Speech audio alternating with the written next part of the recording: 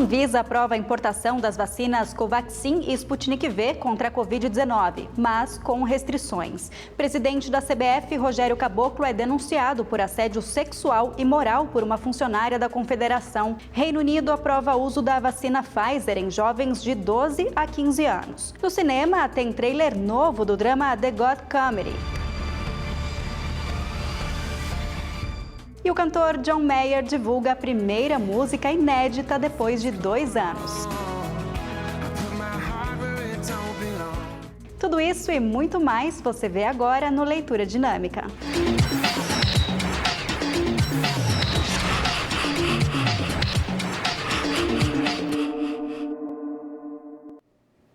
Olá, boa noite. A Anvisa aprovou na noite desta sexta-feira, com restrições, a importação das vacinas Sputnik V e Covaxin contra a Covid-19.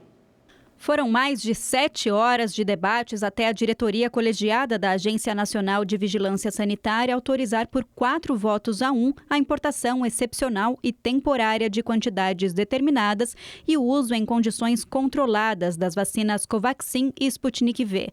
No caso do imunizante indiano, quem responde é o Ministério da Saúde, que solicitou a importação de 20 milhões de doses. Desde que sejam atendidos os condicionantes propostos pelas áreas técnicas presentes neste voto. Ressalto também, na qualidade de condicionante, a autorização excepcional para importação e distribuição de doses da vacina Covaxin, a assinatura de termo de compromisso de acatamento integral dos condicionantes ora apontados. A Covaxin terá uso limitado a 1% da população, ou seja, cerca de 2 milhões de pessoas poderão ser imunizadas. Como ela é aplicada em 2 etapas, será autorizada a importação de 4 milhões de doses. Já no caso da Sputnik V, será permitido imunizar até 1% da população de cada estado. A solicitação para o uso do imunizante russo partiu dos estados da Bahia, Maranhão, Sergipe, Ceará, Pernambuco e Piauí. Além das farmacêuticas, os governos também terão que se responsabilizar pelo cumprimento das exigências. A assinatura de termo de compromisso de acatamento integral dos condicionantes ora apontados por parte dos importadores, na pessoa dos governadores de estado e seus secretários de estado de saúde. As restrições também incluem a não utilização das vacinas em grávidas, lactantes, menores de 18 anos ou maiores de 60, além de pessoas com enfermidades graves ou não controladas, entre outros. A autorização para as 2 vacinas veio depois da agência negar os pedidos e solicitar mais documentos às farmacêuticas responsáveis. E o ministro da Saúde, Marcelo Queiroga, anunciou a antecipação da entrega de 3 milhões de doses da vacina da Janssen ainda para este mês. O anúncio foi feito numa entrevista ao programa CB Poder, do jornal Correio Brasiliense do Grupo Diários Associados e exibido pela TV Brasília, afiliada da Rede TV.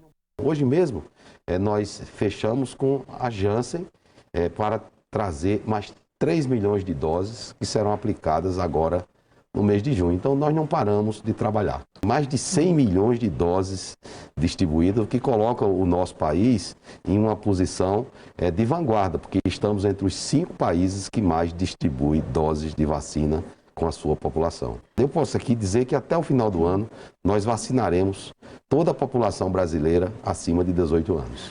O imunizante da Janssen requer aplicação em dose única, ao contrário de outras vacinas contra a Covid-19, que exigem 2 doses.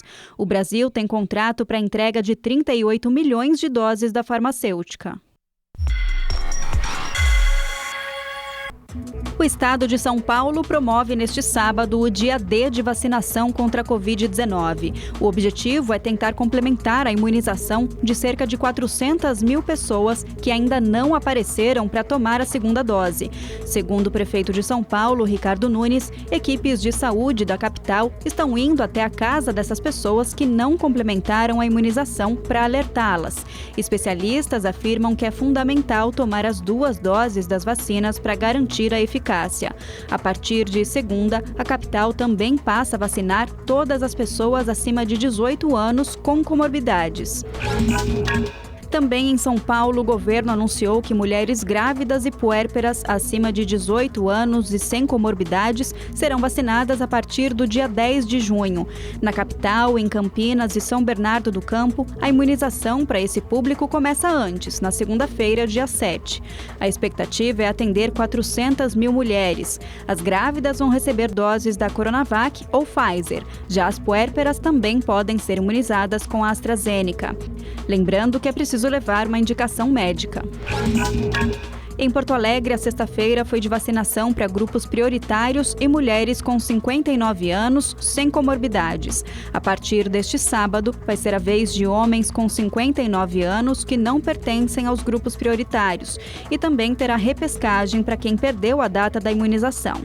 No domingo, uma unidade móvel da Secretaria Municipal de Saúde vai atender a população na zona norte da cidade. Vamos ao balanço da Covid-19 no Brasil. De acordo com o Ministério da Saúde, 15.239.000 pacientes já se recuperaram da doença. 1.130.000 estão em acompanhamento. E o número de mortos chegou a 470.842. E agora os números da vacinação no país. Já foram aplicados quase 72 milhões de imunizantes. 48.961.000 pessoas já receberam a primeira dose. E 23 milhões estão com a vacinação completa.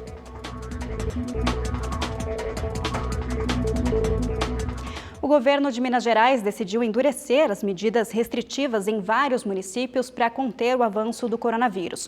O estado tem mais de 260 pacientes na fila de espera por uma vaga de UTI. A partir desse domingo, com exceção das cidades da região norte, Triângulo Norte e Vale do Aço, academias, clubes e salões de beleza não poderão funcionar.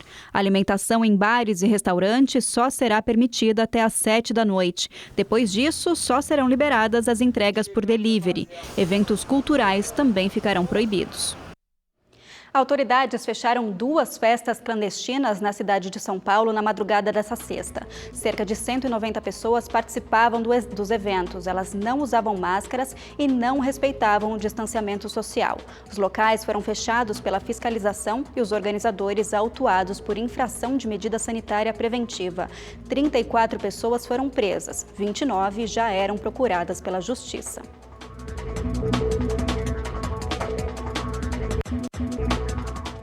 No Rio de Janeiro, foram enterrados os corpos das 2 vítimas do desabamento de um prédio na zona oeste da cidade. Equipes da prefeitura continuam removendo os escombros. Só depois será possível avaliar se os imóveis vizinhos terão que ser demolidos. Esse morador tinha uma loja ao lado do edifício. Eu acabei perdendo tudo, todo tipo de ferramenta, máquina de costura. Tudo que a gente faz o estofado, né? Meu carro também está debaixo do entulho. O desabamento na madrugada de quinta-feira deixou 2 mortos e 4 feridos. Os corpos de pai e filha, Natan de Souza Gomes, de 30 anos, e Maitê Gomes Abreu, de 2, foram enterrados nesta sexta-feira. Se perde uma pessoa no começo da vida, uma criança que não viveu quase nada.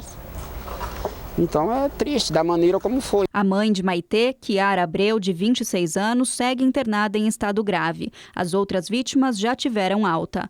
O dono do imóvel, que é pai e avô dos mortos na tragédia, prestou depoimento.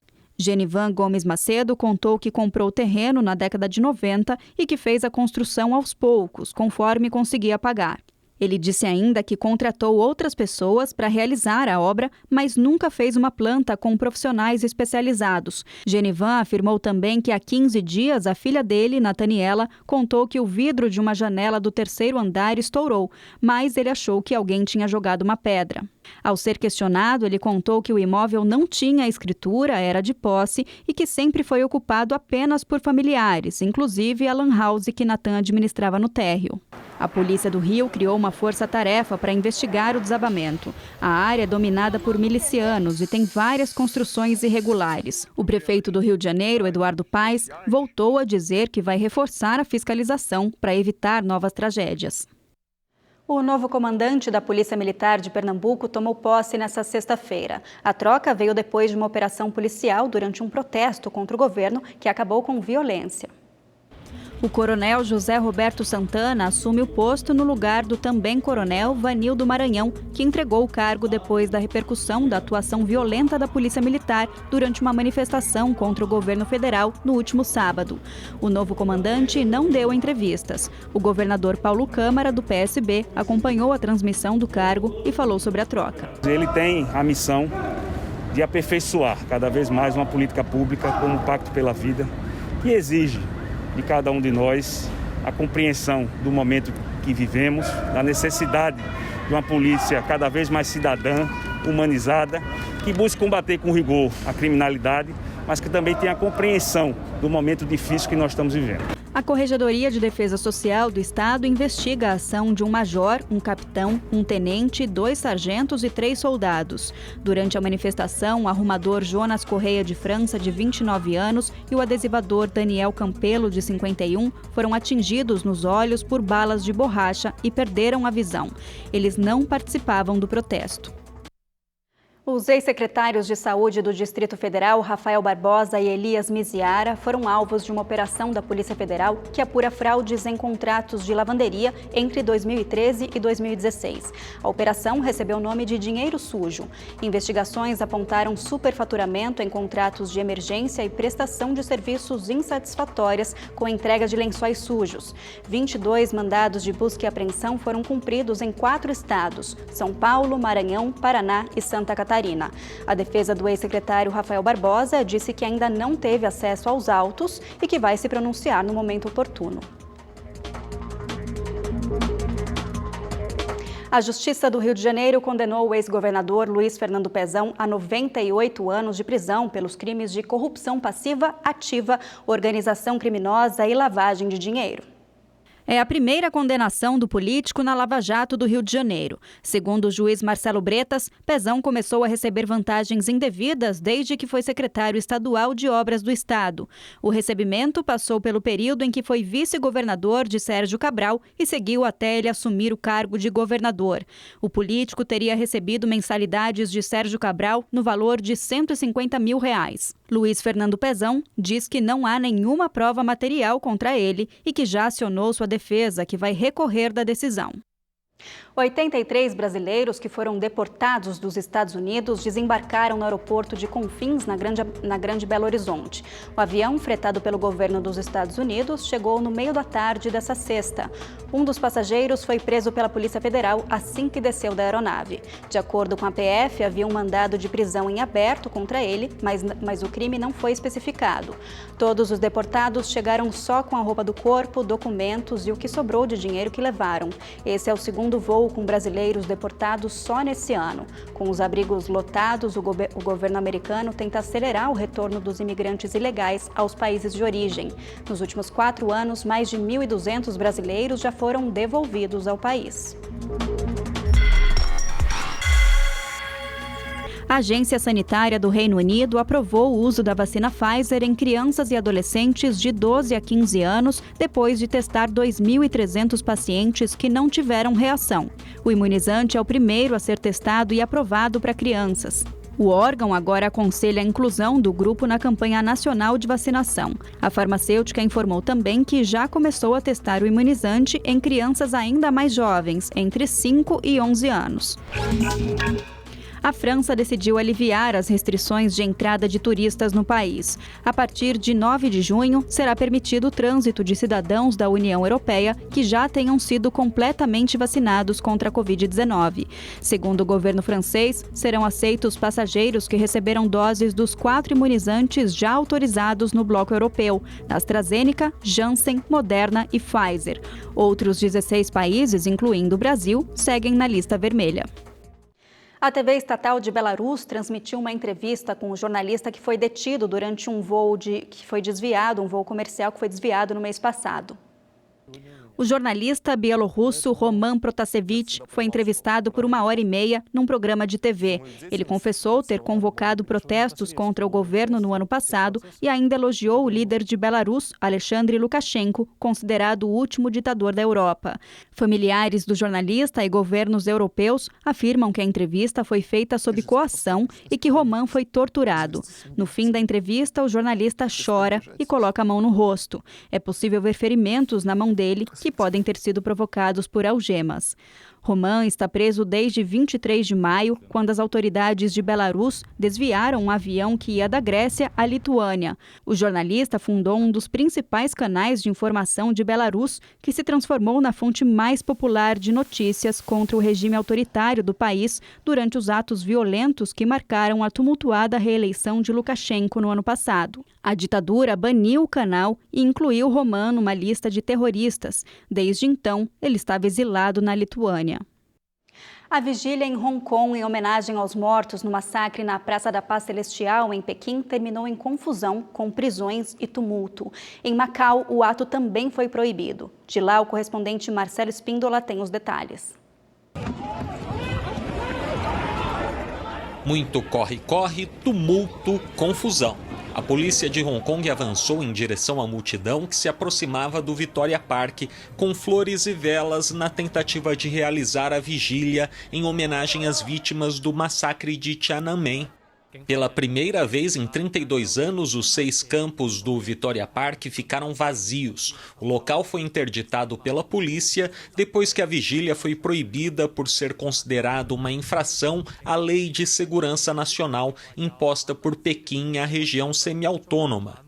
Apesar da proibição, muitos saíram às ruas em direção ao parque, com as lanternas do telefone ligadas e velas acesas. Alguns que tentaram lembrar o tradicional luto acabaram presos. Chon Han-tung, organizadora da vigília, foi a primeira a ser detida, ainda na manhã desta sexta-feira. A prisão aconteceu porque Chon encorajou as pessoas pelas redes sociais a saírem com velas nas ruas após a proibição do evento. Em entrevista antes da prisão, Chon lembrou que a vigília às vítimas de Tiananmen é uma das assembleias mais duradouras do mundo e enfatizou que o povo de Hong Kong insiste na justiça, até para defender a liberdade de outros. Durante o dia, estudantes fizeram silêncio, depositaram flores e limparam um monumento chamado Pilar da Vergonha, que homenageia as vítimas do massacre. Hong Kong e Macau eram as únicas regiões da China que realizavam a vigília para lamentar o massacre na Praça da Paz Celestial, em Pequim. Aqui em Macau, o Tribunal de Última Instância rejeitou o recurso que pedia a anulação da proibição da vigília. Assim, ficou entendido que acender uma vela na noite desta sexta-feira em público, ou até mesmo ligar a lanterna de um telefone celular, é considerado crime, um plano deliberado de ofender as autoridades e instituições de Pequim. Em 4 de junho de 1989, o protesto pró-democracia, liderado por estudantes, que durava 7 semanas na Praça Tiananmen, na capital chinesa, foi interrompido por um ataque sangrento do exército chinês, que de uma só vez dizimou a multidão e até hoje não revelou a quantidade dos mortos durante o massacre. Marcelo Espíndola, de Macau, para o Leitura Dinâmica. 9 pessoas morreram atropeladas por um trem na província de Gansu, no noroeste da China. As vítimas eram trabalhadores que realizavam manutenção na ferrovia. A causa do acidente ainda é desconhecida. Autoridades investigam se houve falha de sinalização. Uma das mais importantes figuras da Igreja Católica na Alemanha, o cardeal Reinhard Marx, arcebispo de Munique, renunciou ao cargo. Reinhard pediu ao Papa Francisco para deixar o posto que ocupa, com a justificativa de que, como chefe da Igreja Católica no país, deve compartilhar a responsabilidade pelos abusos sexuais cometidos por padres nas últimas décadas. No texto, ele diz que as investigações e os relatórios de especialistas dos últimos 10 anos mostraram que houve muitas falhas pessoais e erros administrativos. Ele ainda completa dizendo esperar que sua saída abra espaço para um recomeço. O pontífice ainda não decidiu sobre o destino do cardeal. Para descontrair agora, olha só, quem pensa que um carro capaz de funcionar debaixo d'água é só coisa de filme de James Bond, tá bem enganado, viu? Um engenheiro suíço, grande fã dos filmes do 007, inclusive, criou o Scuba, um veículo projetado para andar na profundidade de rios e mares. O chassi do carro é feito com fibra de carbono e, para não acabar o ar dentro da cabine, ele é equipado com 2 depósitos para armazenar 33 litros de oxigênio. Além de ser o primeiro carro esportivo do mundo capaz de mergulhar, ele ainda chega em terra firme aos 120 km por hora. Incrível, né?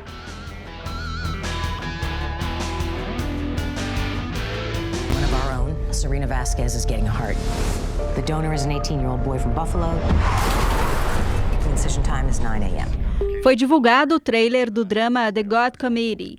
O filme, dirigido por Austin Stark, mostra o desafio de um comitê médico de transplante de órgãos que tem só 1 hora para escolher entre 3 pacientes qual merece ser salvo com um coração. Passados 7 anos, os membros desse mesmo comitê precisam lidar com as consequências da difícil decisão. No elenco estão Kelsey Grammer, Julia Stiles, Janine Garofalo, Dan Hedaya e Colman Domingo. A estreia está marcada para o dia 2 de julho nos cinemas americanos e ainda não tem previsão para chegar ao Brasil.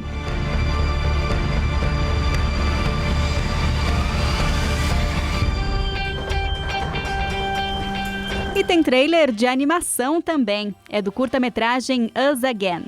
Nele não há diálogos. A trama é desenrolada somente por uma trilha sonora nos estilos jazz e soul. Na produção, um idoso chamado Art e Dot, sua esposa, reacendem a juventude e o entusiasmo pela vida através da dança numa noite mágica. A direção é de Zach Parrish e a produção já está disponível via streaming.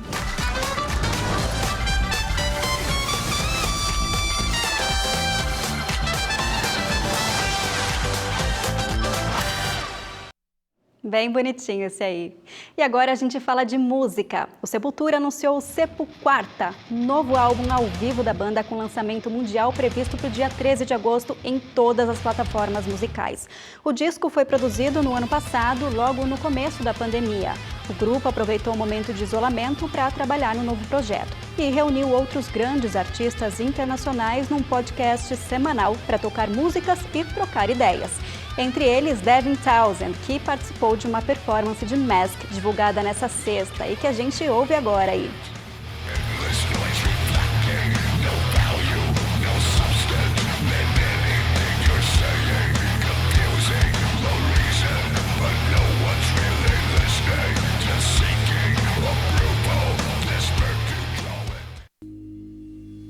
Sei o que tá reservado pra mim. Blim, blim, blim, blim. Grifo no meu camarim. Isa acaba de lançar Gueto. O single vem acompanhado de um clipe que é uma super produção, cheio de cores, figurinos exuberantes e muita dança, claro. Gueto faz parte do novo álbum da cantora, o segundo da carreira, ainda em produção.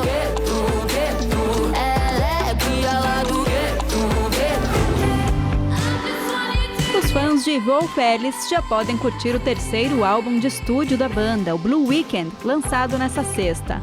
As músicas falam de relacionamentos e trazem uma reflexão sobre a atualidade, incluindo a pandemia. Destaque para as faixas Smile, Delicious Things, No Hard Feelings e essa aqui, How Can I Make It Okay, que já teve o clipe divulgado.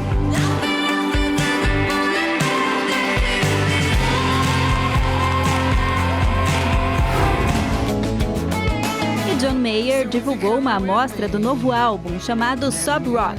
É a faixa Last Train Home, a primeira inédita em 2 anos. Inspirado no pop rock dos anos 80, o clipe mostra Mayer tocando e cantando nos bastidores de uma gravação entre câmeras e holofotes. O single conta com a participação da estrela country Maren Morris no backing vocal. O novo disco de Mayer tem previsão de lançamento para 16 de julho.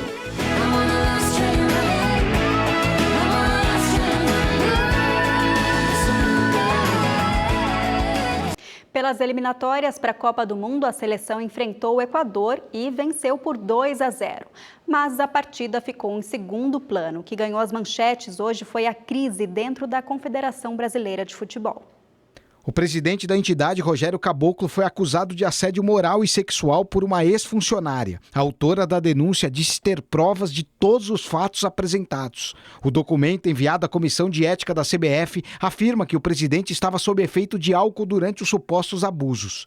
No texto, a mulher ainda relata que escondia garrafas de bebidas alcoólicas no banheiro para que o dirigente tomasse escondido dentro da sede da entidade. Escreveu também que o mandatário perguntou se ela se masturbava e tentou forçá-la a comer um biscoito de cachorro, chamando-a de cadela. A vítima ainda revelou que foi coagida pelo Cartola a não dar declarações e assinar um documento desmentindo o ocorrido, mas ela recusou.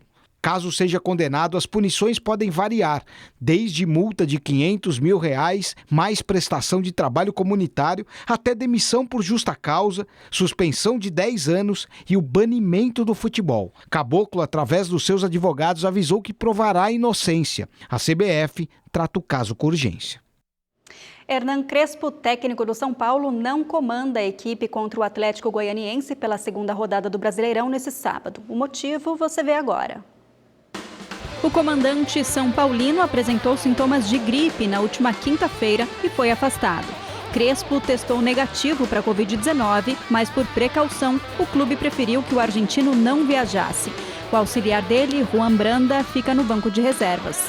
Também surgiram informações ao longo do dia de que o zagueiro Arboleda, convocado para defender o Equador nas eliminatórias, teria contraído a doença.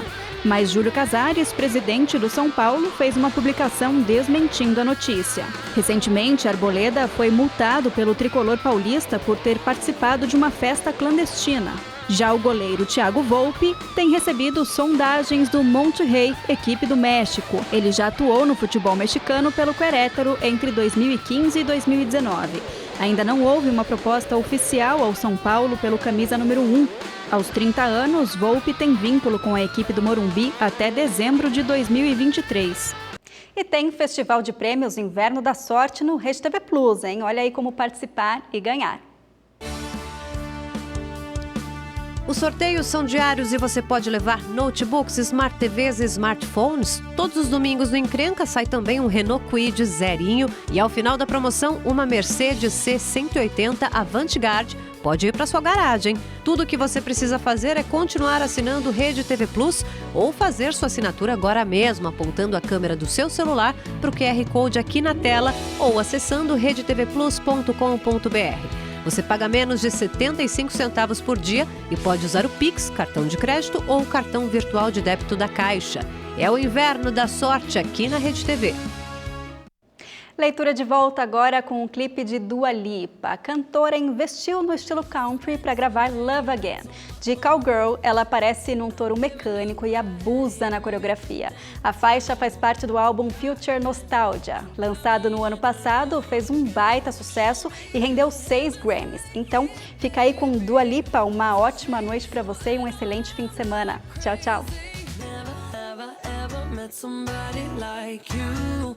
Used to be afraid of love and what it might do. But God